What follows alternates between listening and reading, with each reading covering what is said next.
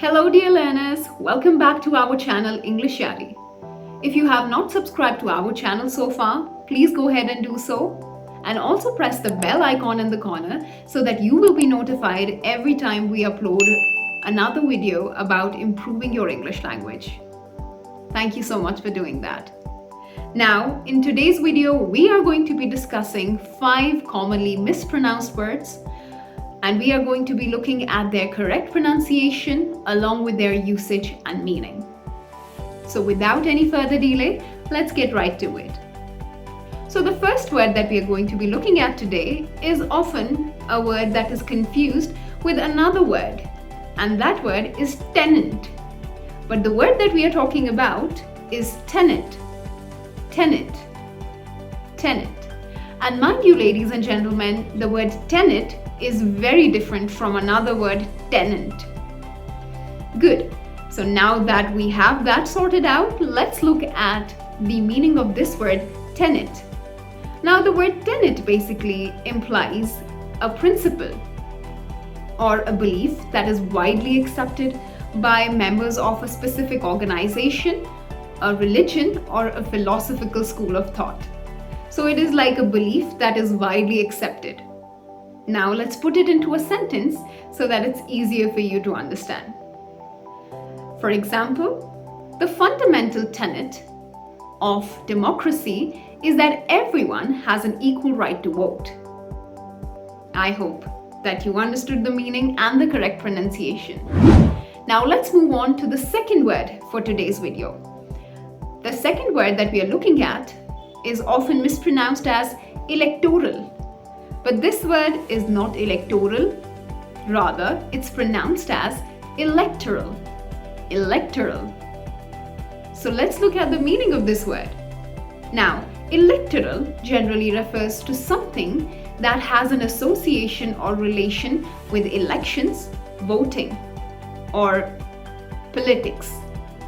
So let's put it into a sentence.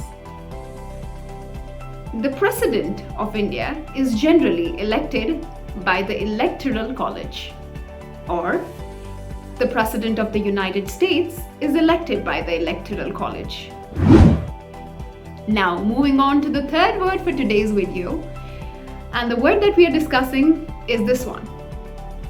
And no, it's not hyperbole, but the correct pronunciation for this word is hyperbole.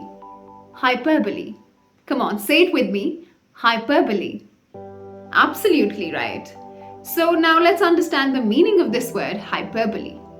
Now, hyperbole basically is a sheer exaggeration or overstatement of things. So whenever you are trying to make anything appear bigger, brighter, or smaller than what it actually is, then you are using hyperbole. I'm sure that you must be using hyperbole in your day-to-day lives without even realizing it. So let's put it into a sentence. For example, I walked 1,000,000 miles to get to my office. Let's hear that again. I walked 1,000,000 miles to get to my office. Now, that does not literally mean that I walked 1,000,000 miles, but it is just an overstatement. Now, moving on to the next word. This word is not epitome, but the correct pronunciation for this word is epitome. Epitome. Epitome. Absolutely. So let's look at the meaning of this word. Now, epitome basically refers to the essence or the best possible example of something or someone. It can be a quality or a type. For example, Johnny is the epitome of a millennial corporate worker. So that means that Johnny is the personification or the best example that you're going to find of a millennial corporate worker. And ladies and gentlemen, the last word that we are going to be discussing for today is right here.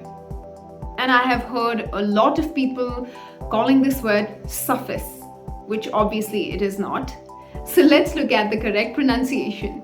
The right pronunciation for this word is suffice. Suffice. Suffice. So let's understand the meaning of this word first.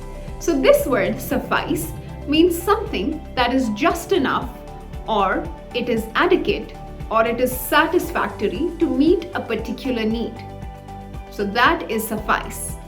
Now let's put it into a sentence so that the meaning is clearer through context. I do not need to visit my office because a phone call would suffice. So that means that I don't really need to go to my office and only a phone call would be sufficient. So hopefully now all the pronunciation is clear for all these 5 words, and from today you are going to use them correctly whenever you're speaking. Happy learning!